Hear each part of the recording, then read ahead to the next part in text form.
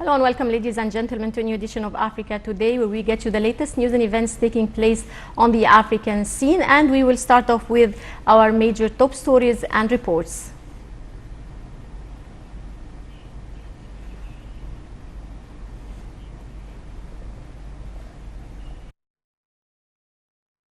Move on to this report, we have a closer look. Mozambique President Filipe Nyusi is contesting to be re-elected for a second term. But a deadly insurgency is roaring in the nation's north, and political campaigning has been marred by hundreds of deaths and numerous reports of political violence. The elections, scheduled for October 15, are seen as a milestone as they take place after the death of longtime opposition leader Afonso Dhlakama and in the wake of an accord with his party, the Mozambican National Resistance, RENAMO. The accord was meant to put the country on the path of a lasting peace. A feeling of being left behind might be the driving factor for the emergence of a group within RENAMO, the largest opposition party, which has refused to disarm in spite of the peace agreement signed with the government of President Nyusi last August. The dissidents around Mariano Nhongo do not accept Osofo Momade, Dhlakama's successor at the head of the party, as the leader. They have claimed responsibility for attacks against passenger vehicles and merchandise transportation in the center of the country. The leader of the second biggest opposition party, the Democratic Movement of Mozambique, MDM, has called for a dialogue with the armed groups. However, observers say the government of President Filipe Nyusi does not seem eager to negotiate.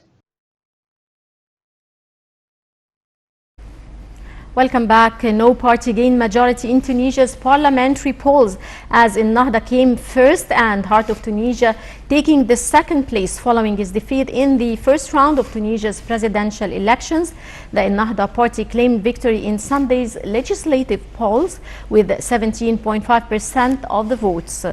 The official results are expected on October 9, but they are unlikely to change the controversial outcome of the vote in which most of the country's leading parties, none of which scored a majority, refused to enter into parliamentary coalitions.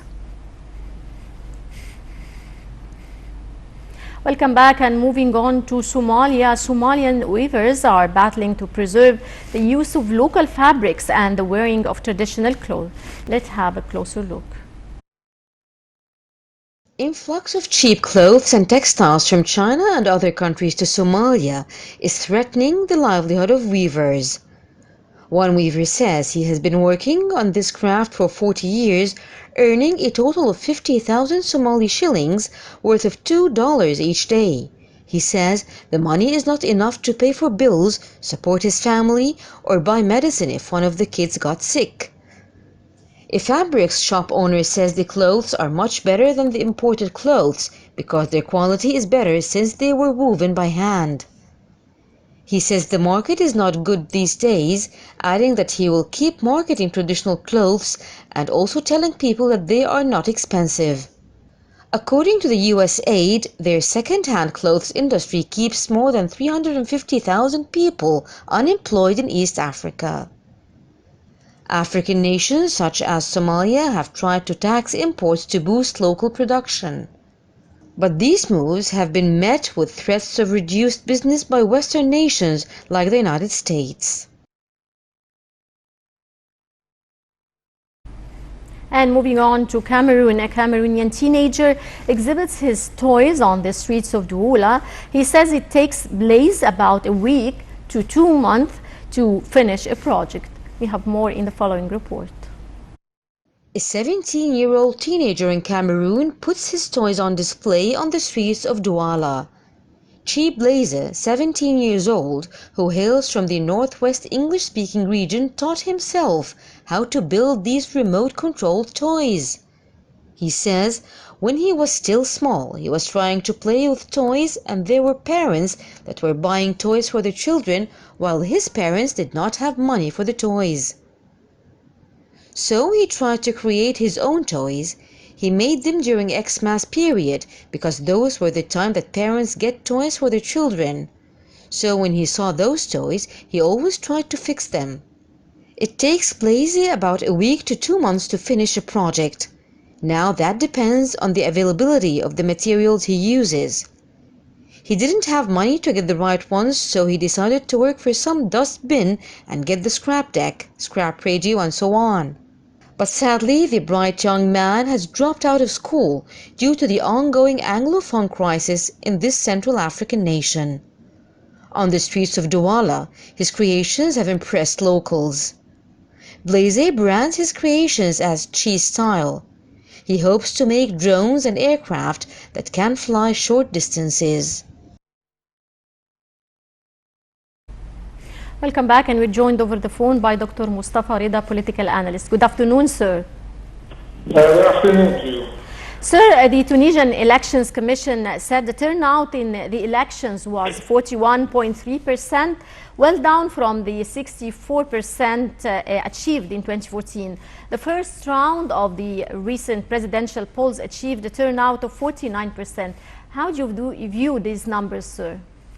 Well, this shows that there is certainly a change in the political scene in Tunisia now, and that a lot of probably citizens probably did not participate in these elections. On the other side, they do not see that there is a positive change that occurred in the Tunisian political or economic arena. So probably there's a sort of not caring, you see, going to these elections, and that's why this has been evidenced by the figures you have just mentioned, the drop that has occurred in the on the percentage of citizens that have voted. Right, sir. The results this time are seen as a setback for Ennahda, which won 28% of the votes in 2014, and Nida Tunis, which got 38%. How do you see this change of opinion by the Tunisian citizen?